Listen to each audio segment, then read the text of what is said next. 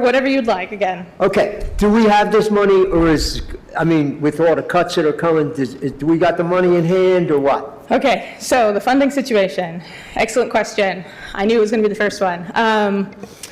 The county has a formal signed obligated contract. So that means that these funds were obligated to the county. They've signed it, they've accepted those funds. We have a contract proving that those funds are owed to us. However, the system is a reimbursement system. So the funds have to be spent and then they're reimbursed by the EPA, which means they're being directly impacted by funding freezes right now. And we're working with the EPA, with staff, to sort of get that ball rolling as quickly as possible. Yep. We've had a bit of a stop-start with the funding being turned off a bit, like a tap, on and off and on and off and on and off. So we've had access to funding since the grant period has began, and we anticipate having access to funding soon. Again, it's a bit of a head jerk around, but we have full confidence that we have access to the funds at the end of the day. Other questions, commissioners? See any right now. Amazing that we're going to be able to get this benefit here for residents, specifically in Kalamazoo. So thank you for all those efforts. We've been working with the city as well, so their staff has been on this project as well. How do lead paint issues intersect with this work? Yeah, lead paint. So lead abatement, the city has their own lead abatement. This is a great way to showcase how we're partnering, how we're collaborating with the city on these funds, right? So the city already has lead abatement program for low-income residents in the city. That's well established. They have existing procedures, and it runs really smoothly, right? So, so part of this program, part of the way that we're working with the city and other organizations to leverage funds, is that these funds here from the EPA, they could be used for lead abatement. They could be. It's a qualifying activity. However, we don't want to double dip on anything, and we want to be able to leverage those funds that are a little bit more flexible with funds in like the lead abatement that are specified already for that specific task, right? So we are currently in the works with the city to partner so that we don't double dip on those. So we make sure that, hey, could you do this on this? Could you do this work? This person is a qualifying resident in your city. Let's enroll them in both of our programs at the same time and steward them through. Or they could, another thing that's been discussed is the other way around, right? We've already had this person in our program. We think they'd benefit from your EPA funds. We're sending them your way. That kind of stuff. We're right in the middle of hammering those kinds of processes out as we work between the two municipalities. Okay, I appreciate that. That's helpful. I know we've had the lead paint program for a while. I'm really glad to hear that we're really going to be able to work together on that. I know that depending on what kind of repairs you're doing, you either, in the midst of doing those repairs, may absolutely have to address lead paint issues or may not need to, depending what the scope of your work is. So, yeah, that will be interesting and challenging. I'm glad to hear that you believe that the potential is there, that this money will flow already. Obviously, if it's been going since January, there's already money being spent. Yes, we've had the process work out. We know that those funds are there. We've had them reimbursed several invoices so far. Okay. There's lawsuits out right now just about this specific stuff, and they're all being decided in our favor. We kind of just have to let them work themselves out, but until that point, the county is dedicated to making sure this program rolls out. Super, thank you so much. Any other questions from the team? Yes, Vice Mayor Hess. Thank you for that, Taylor. Appreciate it. Appreciate your work on this program. First of all, how would a home apply for this program?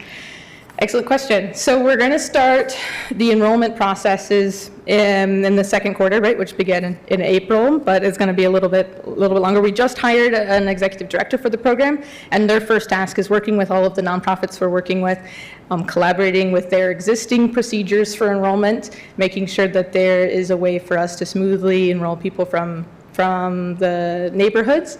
Part of the grant is dedicated towards engagement and outreach, and their main task is going out into the community and telling people that this program exists.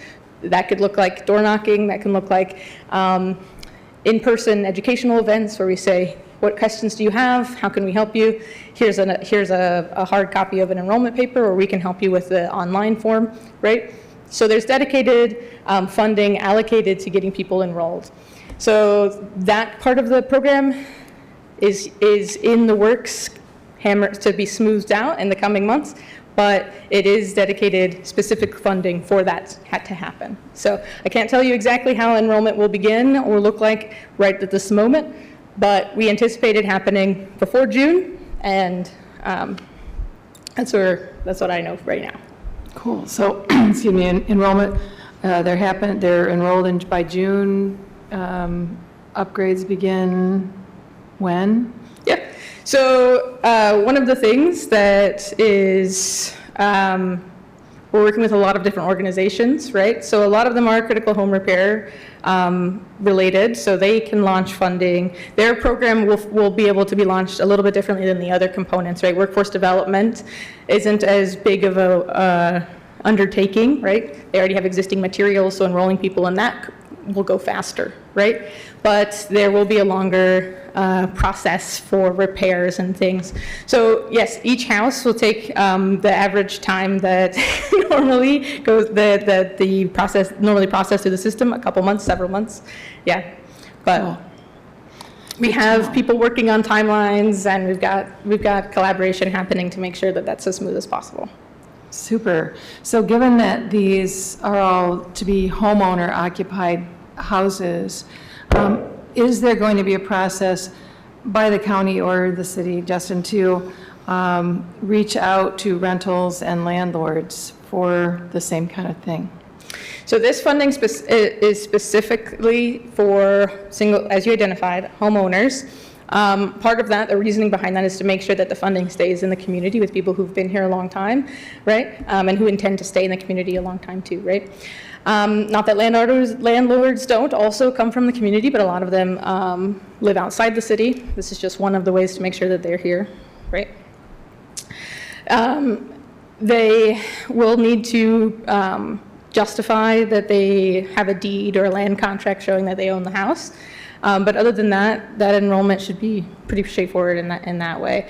There isn't right now a dedicated, we're working and rolling this program out right now. We're very focused on making sure that this is happening. That would be a potential expansion after the success of this program, right? I, as somebody who will be staffed by the county for a little bit while longer, am committed to continue to get grant funds to expand programs just like these. The success of this program will also go to show the city as well as the county commission whether or not it's a sound idea and we can dedicate more funding to such a model. As well as other cities across the county, across the state, and even the nation, that this is a model that works, working with local nonprofits, enrolling them directly, educating them on throughout the process, right, in enrollment and then maintenance of home health and safety afterwards as well. Good. Thank you. I Right now, appreciate- no. Yeah, no, that's okay. I just know that those homes too probably need Yes. some love and care. So, you say funding for 300 homes, Drop in the bucket. drop in the bucket. Yes, So ma'am. hopefully we can continue such programming moving forward, but I appreciate you and all of those who are working on this program. Thank you. Thank you, Vice Mayor Hess. Any other questions? Hey, just a fair warning, just since you brought up the ownership piece, is that in the past, when we had some federal programs that helped similarly for owner-occupied, Yeah. there was a number of landlords who changed their relationship with their tenants to sales, creating, basically land contracts rather than rental agreements. And with landlords who were really confident that that would have, strong foreclosure language in that land contract, Yeah. and were reasonably confident that the tenant would not be successful in the land contract, but they moved to land contracts in order to take advantage of the money that was available to owner-occupied homes to get upgrades done. Yeah. And then many times, then the landlords would end up foreclosing on that house, having taken advantage of the material upgrades that were done and a benefit to them. So that will be something you'll have to be careful about. And I don't know how you will verify all those things. It can be a bit of a nuance. So, Yes. Thank you. you for that perspective, and we'll definitely keep it. One of the positives is that we're hiring 5 people to run this program, so we'll have people who are hands-on and able to check those kinds of things. But also, this program's from the EPA, right? So for the metrics we're reporting for the grant to them, it's related to how much energy use is reduced. So to them, it's less relevant if somebody is staying in their home, right? If that home is being upgraded. yeah, got it. Not that they don't care, they do, but in Yeah. terms of metrics. Okay, thank you though, that's an excellent point. Yeah, thanks. Anything else? Yes, Commissioner Prano. Hey, Taylor. Hi. Was wondering if you could just share a little bit more about the 4 local community centers and what impact that will look like. And then maybe just a little bit more about the green industry workforce and like what types of jobs, how that's going to all work out and that sort of thing, and what we're hoping those individuals will then do once they get through school. Just a little bit more on those 2 programs would be awesome. Yes, okay. So the 4 local community centers, so in the target area, there are 4 neighborhoods. So 4 neighborhood centers make sense. There's the Douglas, there's the North Side, there's the East Side Neighborhood Association, and then there's the North Side, the NACD, the North Side Association of Community Development, the East Side Neighborhood Association, and then the Edison Neighborhood Association as well. They are all working with us to upgrade their facilities. They already offer a lot of programming based out of those facilities, open to the public, right? They deliver a lot of services through there. Several of them are already certified tornado shelters and things like that. They already work in emergency and resilience planning in that capacity. So this is really just bolstering up those systems to allow them to function in a power outage, as well as reducing their utility bills and increasing and updating their systems. So that's the main focus of those. The the Green Industry Workforce Training Programming is focused on pre-apprenticeship training. So when we spoke to, like I said, this was a long process of speaking to a lot of different organizations across the city and the county. One of the things that we heard from those organizations who are delivering home repairs is that there's a gap in the workforce that's dearly needed in order to deliver the services that they're already, to expand the delivery of the services that they're already delivering, right? So getting people enrolled into workforce teams that are doing this work is part of it. There's some of it that will take them and put them into like higher level certificates, right? There's base level enrollment into the workforce in a pre-apprenticeship kind of fashion. And then there's also going to be some sort of certificates for longer term programming, like auditing and things like that. Yeah. I mean, energy auditing, that's we're not making a bunch of CPAs. So yeah, does that answer your question? Thank you. All right, well, thank you so much. Thanks. Yep. Justin, are you available for questions also? Yeah. Any questions, commissioners, on Justin's part of the presentation? Yeah. Vice Mayor Hess. Yeah, now, Justin, I know that you ran through it, and I know you wanted to get to Taylor's piece of it. Yeah. And, I think I'm stalling for Chambers. So, guess here, so we can go. So really quickly. So I appreciate your focus on education throughout the whole program here. My only question is, will the grant that we're getting for the solar panels on the parking lot at Crosstown, will that fully cover the solar panels? Or is it? The cost of? Yeah. Yeah. Yep. Yeah, what we asked for is the cost for installation. There's no match. So it's a great opportunity for us. Fantastic. Okay. Thank you. Yeah, you bet. Other questions, commissioners? So I have questions for you on 2 specific things. Yeah. One of them that you mentioned, and that was that we saw a very frightening presentation a few years ago. I would almost call it a horror show presentation on Japanese knotweed. Yeah. And that was when I was a member of the Environmental Concerns Committee, and there was a great amount of concern about that in Kalamazoo. Mm-hmm. And you mentioned that it's an invasive species, and there's almost no really good way to remove it. It doesn't help by breaking it off, that sort of thing. Any updates on our Japanese knotweed situation in Kalamazoo? Yes, 100%. And that, you say that and it makes sense why Japanese knotweed is listed multiple times in IK 25. But yeah, so the process that, the picture there with Hannah, so Japanese knotweed has a hollow stem, and that you probably couldn't see it in the picture. It's like almost like this gun or syringe that you can stick directly into the hollow stem and inject a herbicide there. So that's the way that they're treating it now. That partnership was with BCK SISMA. SISMA is the Invasive Species Strike Force for Calhoun, Kalamazoo, and Berry County.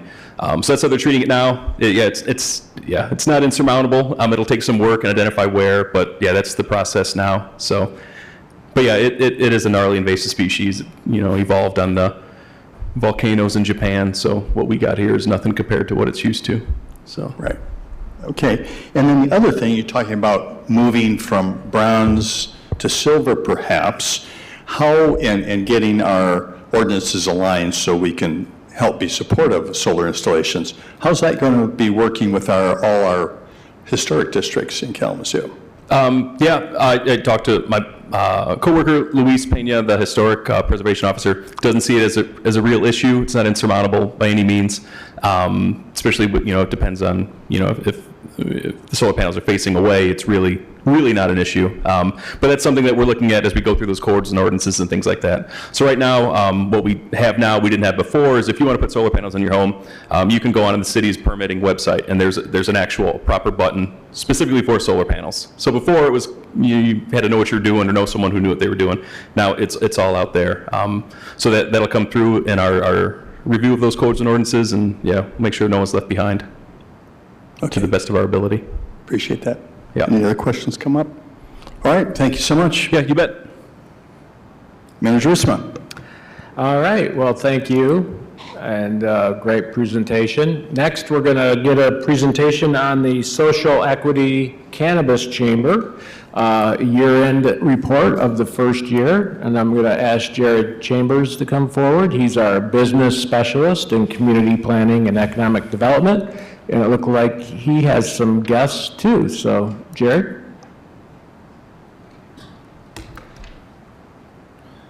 Good evening.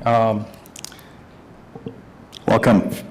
February 2024, the city went under contract with the Detroit Cannabis Project to create a social equity cannabis chamber, and I brought Rebecca with me today to give a presentation on all the great work her and her team have been doing over the past year.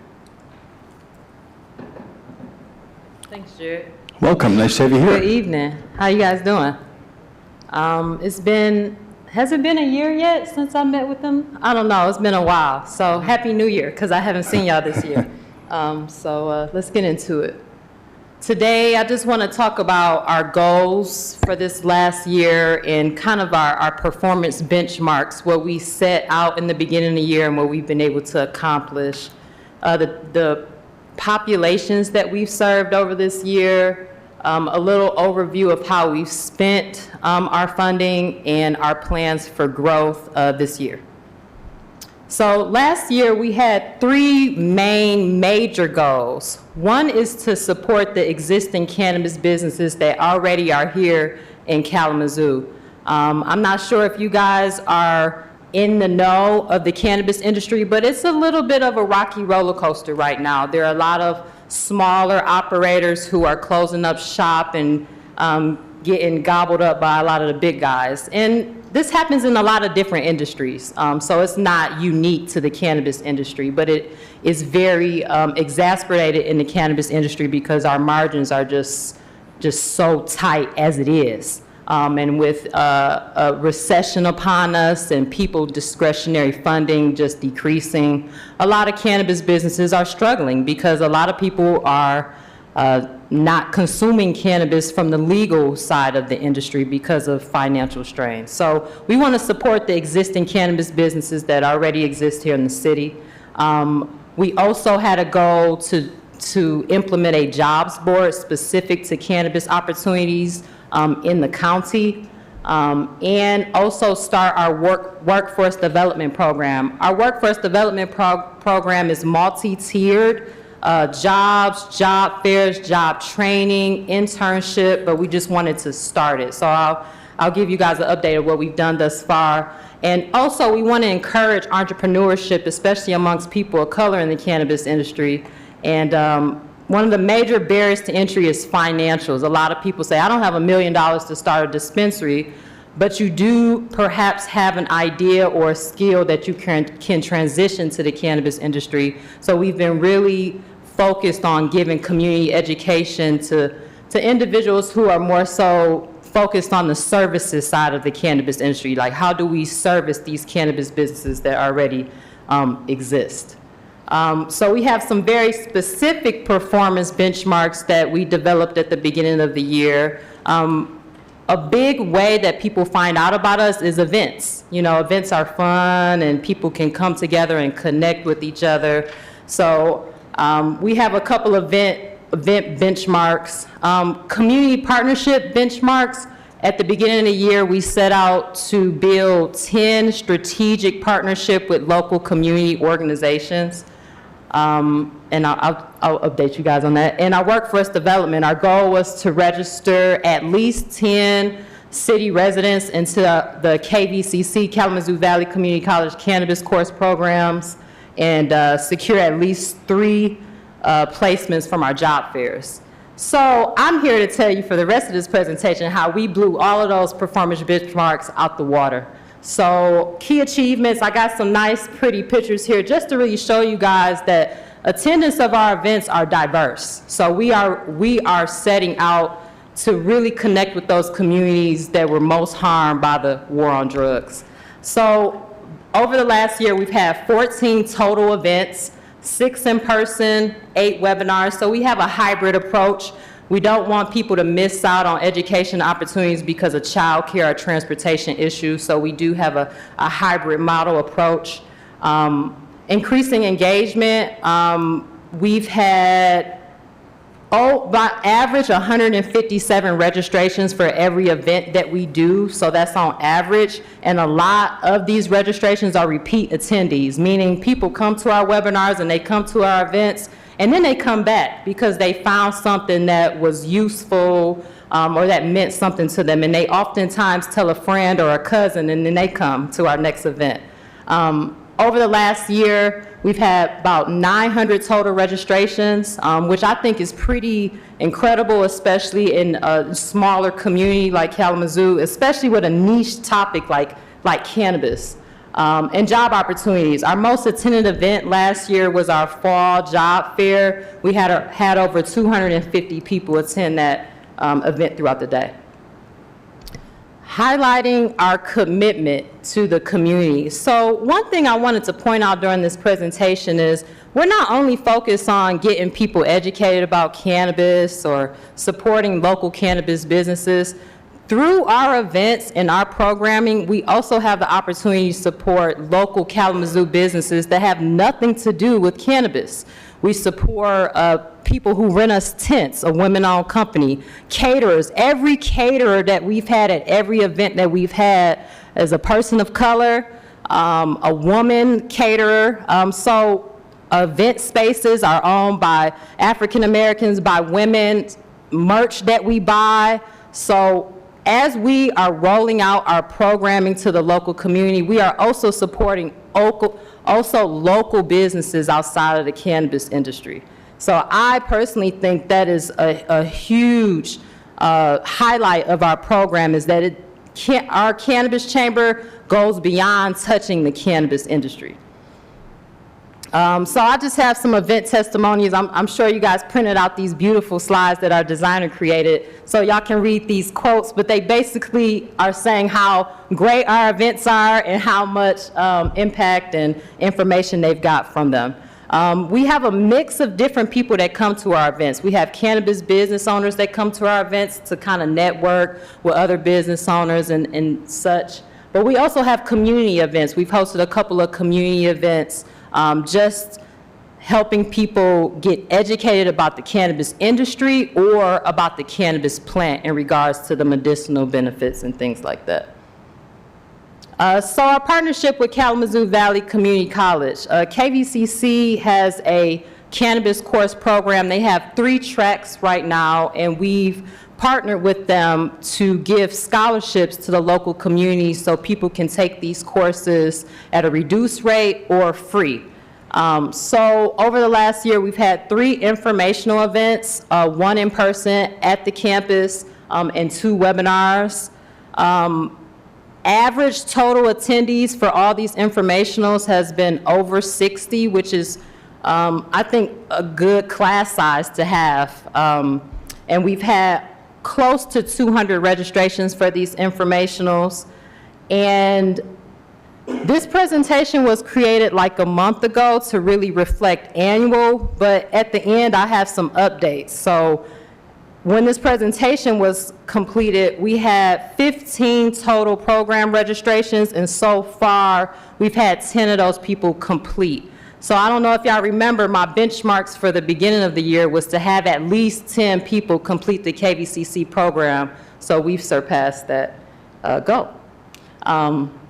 Another testimony of a local cannabis business who hired some people from our fall job fair. Marketing, outreach, how do we get people to kind of know about what we got going on?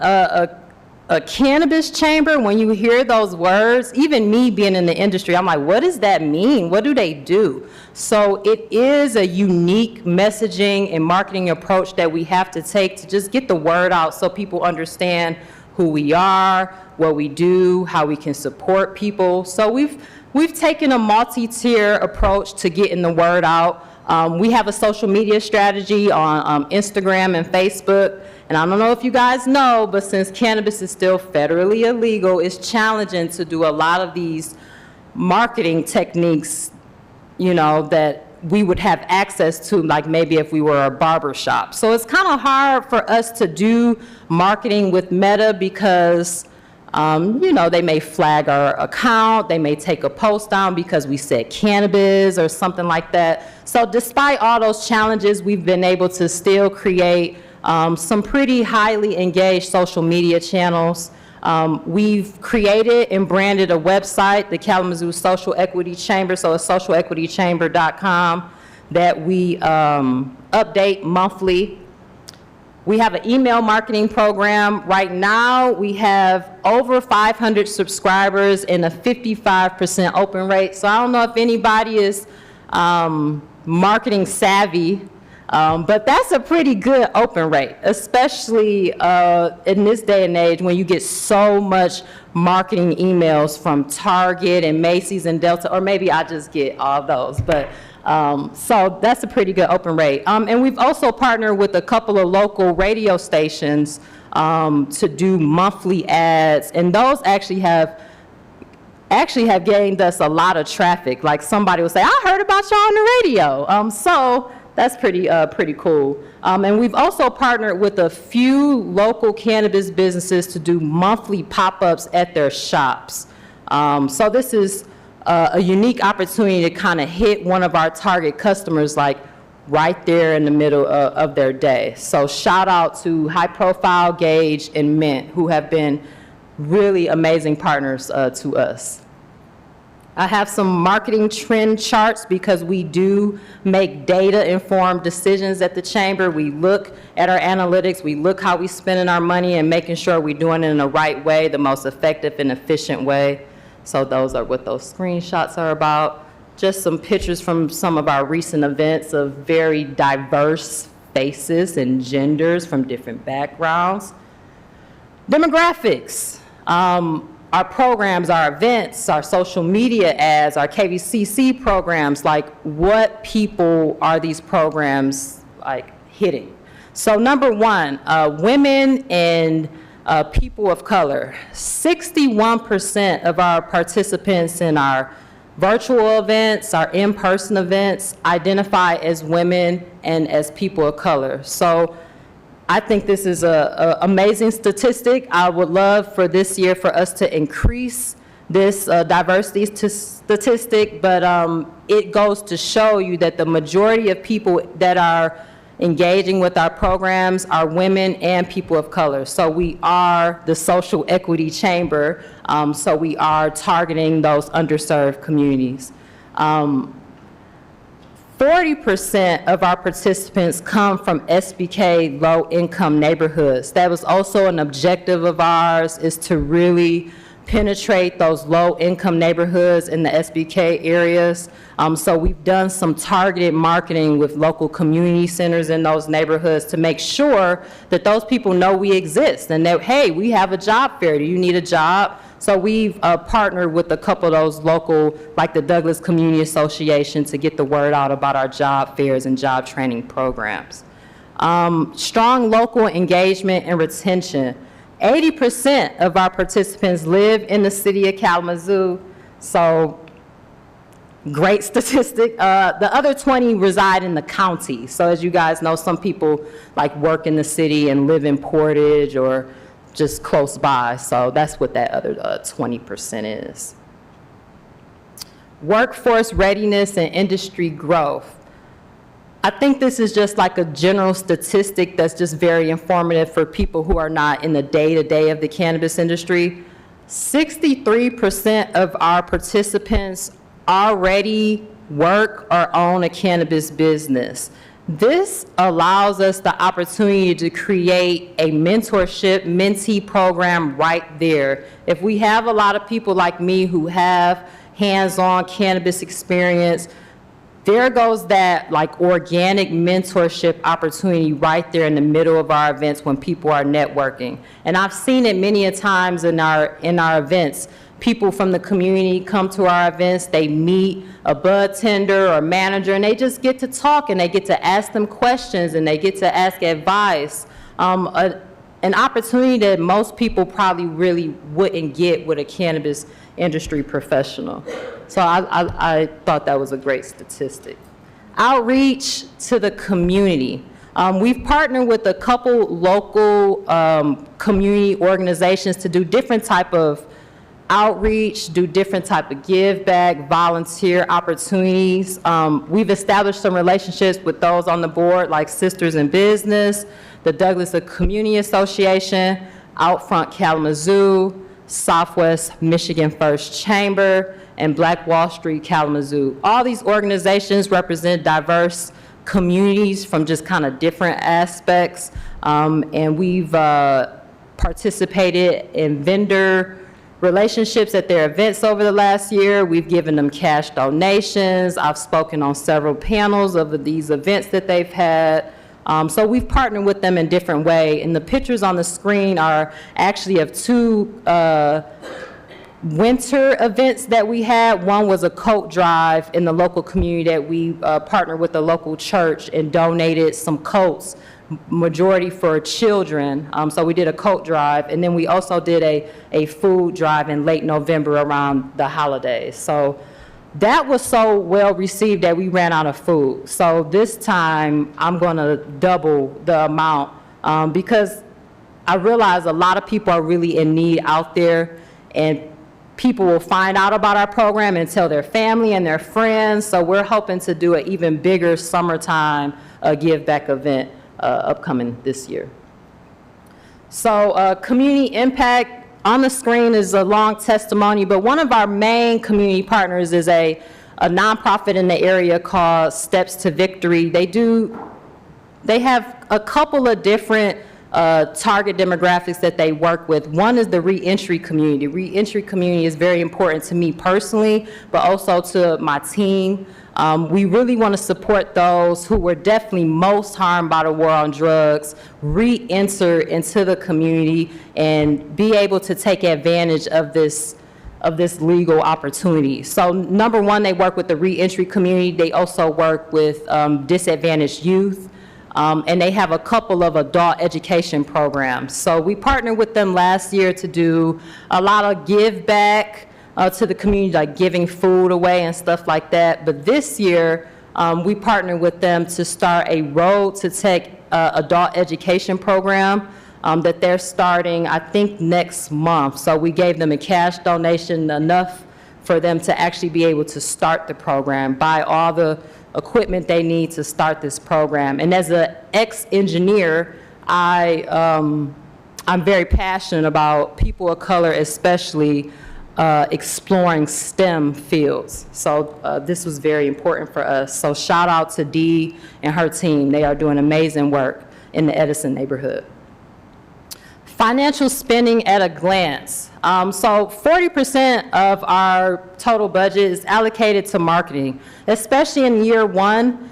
We gotta let people know who we are, how to get in touch with us, what we do. It is a intense message to kind of get out there for people to understand.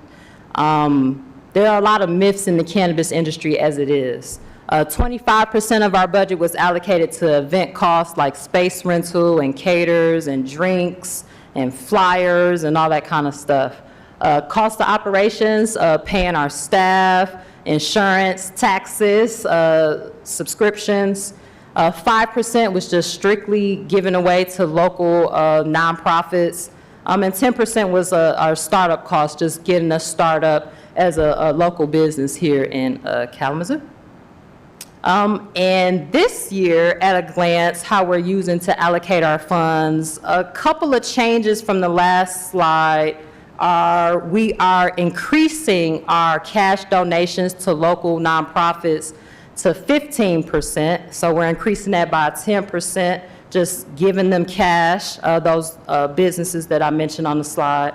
And 5% is going to be allocated to policy and lobbying efforts. An update that I have for you guys since this presentation was developed is we recently visited Lansing, the capital, to have a lobby days with several state senators and reps talking about the cannabis industry, Governor Whitmer's proposed increased excise tax, amongst other issues.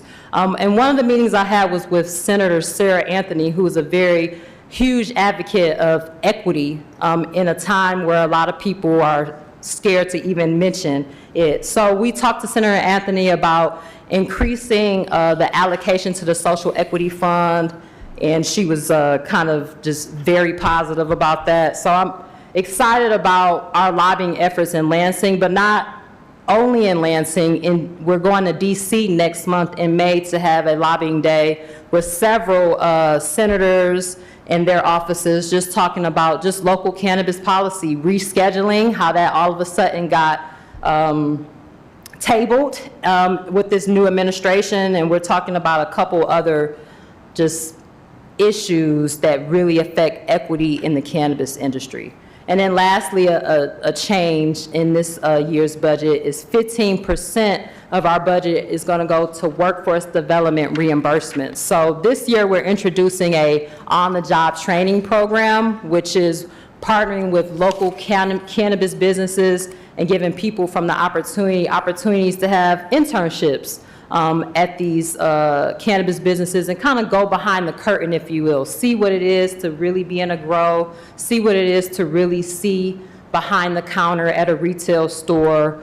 So we're offering stipends to these local cannabis businesses for taking on these interns. And our goals for this year. Expand our business and workforce development program. We want to get more people in the cannabis industry, trained education-wise, internships, job placements, ancillary entrepreneur opportunities. We want to increase the amount of economic opportunities that we are creating in the cannabis industry. We want to strengthen our policy and advocacy work. I kind of already told you guys we went to Lansing 2 weeks ago. We're going to DC next month. And at both of these trips, I am an operator in one hat, but the other hat, I'm representing our social equity chamber. When I was in Lansing, I had the opportunity to tell elected officials about the city of Kalamazoo and what they're doing with their cannabis tax revenue and what we've been able to achieve, and they were all impressed. They all said, I don't know any other city in Michigan that's this dedicated to social equity in the cannabis industry, and I was just very proud to just be a part of what Jared, Director Mitchell, Chelsea, and their team are doing. And then lastly, foster more networking and business support initiatives. We want to continue to have events, continue to have opportunities for people to connect with each other, build relationships, peer-to-peer mentorship, funding opportunities, business scaling, and all of those. Another thing I wanted to update you guys on, since this was created, this presentation, we've also had 3 more graduates to our KVCC program. That brings our total to 15, which surpasses our performance benchmark for last year. We had 2 additional job placements because we had a job fair actually last week at the Desenberg right here in downtown Kalamazoo. We had over 250 people come to this job fair, so it was even more popular than our one in the fall, so highly success. And from that job fair already, because it was only a week ago, 2 people have already got placed into jobs. And we've also partnered with 2 additional community organizations, with the local farmers market to do Saturday neighborhood cleanups. We have several volunteers from local cannabis businesses doing these cleanups on Saturday morning with the farmers market. And we've also partnered with the CARE Collective, which is an organization that supports food drives, baby formula, diaper, menstrual products. Is really centered around women and children. We've partnered with them to do a big event, community event in June, giving out these type of materials to the community. Okay, thank you. That's all I got. It's been a pleasure really to work with the team here, and I'm excited about what we've already started in 2025 and what we're gonna just continue the momentum. I think we've had a great impact on the community, and that we're just gonna keep going. So any comments or questions, I am excited to hear. Well, thank you so much. First of all, thank you for being here, and thank you for your work every day. Appreciate that very much, yeah. Comments, questions, commissioners, this time? Commissioner Hoffman. Thank you, Mayor. Thank you for being here. Thank you. For the new graduates, what are the wages that they're earning coming out of that certification program? Yes, average entry level for the starting is $18 an hour, so that's what most of them are starting. And then I just saw there was one on Drake Road that was purchased by someone else already. I think it may have been there for, 2 years maybe? Mm-hmm. That's a lot of that consolidation is happening in the cannabis industry right now, yeah. And then my last question is, what was, how much money did the chamber receive in 2024? $300,000. Do you anticipate, I'd say that was my last one more. Do you anticipate those numbers rising for 25? Nope. No?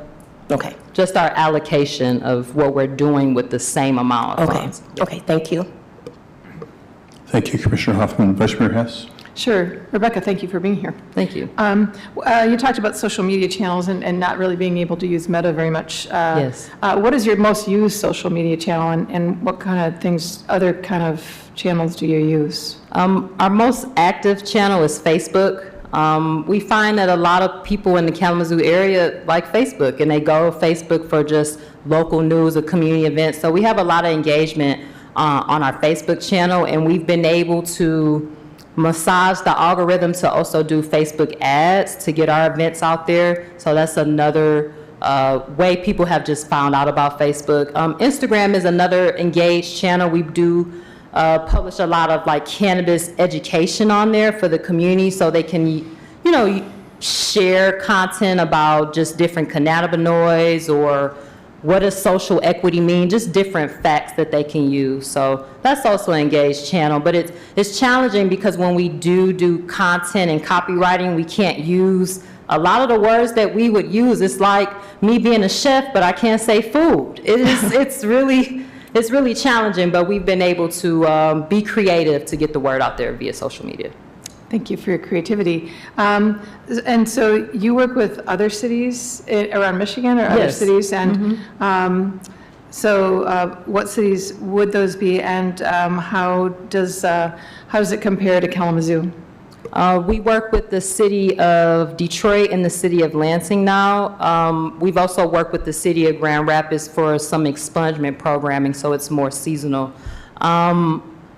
Detroit is a bigger city with also a bigger cannabis market, so the difference is really in the outreach approach this outreach approach in Kalamazoo has had to be really intentional in comparison to our other programs. We've also done other programs in other states, but in Kalamazoo, we've really, like, people just don't come to an event. You gotta really have some benefit. You gotta really have some great marketing, some great food. Like, people are just not coming out the house here. You really kind of got to get them out here. You have to have a very high value proposition.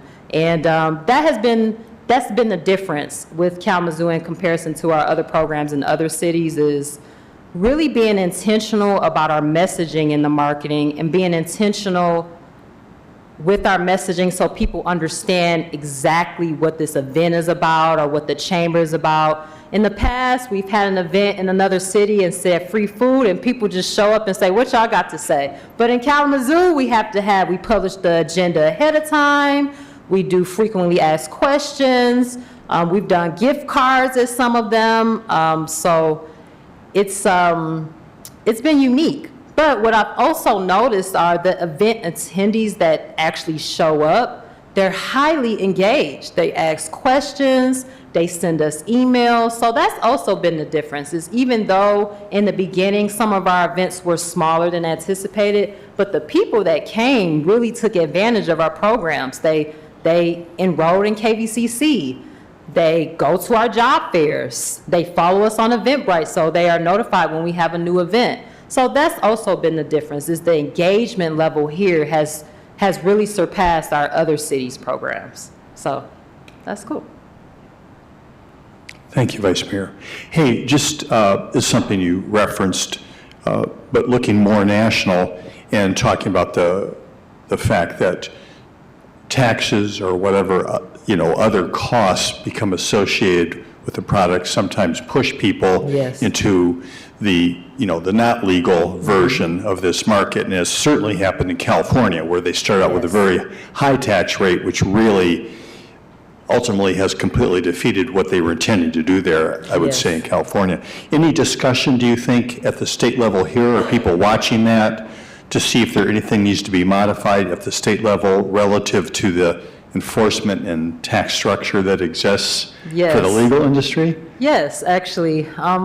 This was a lot of my meetings in Lansing were actually about taxes. Governor Whitmer has a proposed tax to triple our excise tax, triple in 1 year, like overnight, which would diminish small businesses like me and a lot of my colleagues. The good thing, though, is the Senate and the House, most of the people that I talk to disagree with this tax increase, which I don't think this proposal is going to leave the floor. But one of the reasons that they disagree is because we're bringing them facts from California. Also, Washington State has the highest taxes, even over California, and their small business community has really diminished in the cannabis industry in Washington State. We have relationships with regulators in Washington State. We've been able to collect some data and really see, did this tax do what you thought it was going to do? And it didn't. So we've been able to give information to our local regulators, in the local CRA regulatory body, about what this increased taxes would do to small businesses, social equity businesses.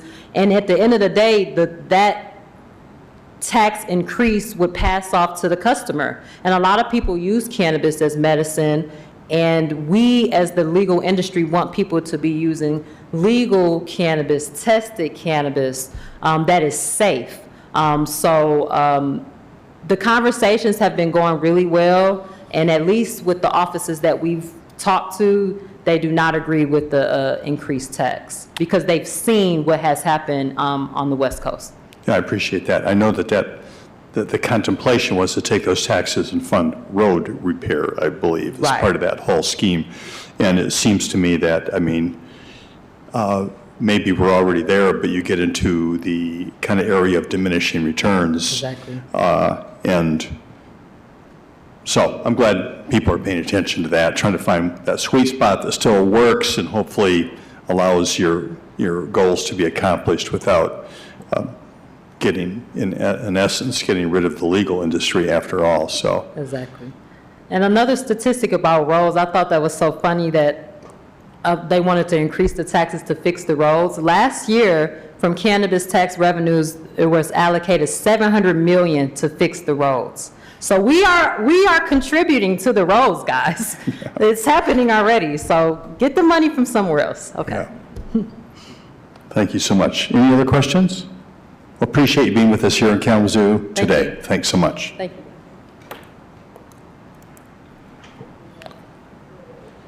Well, I want to thank our presenters here and appreciate having this opportunity. Anything else, Manager Witzman? Nope, that concludes our work session. All right.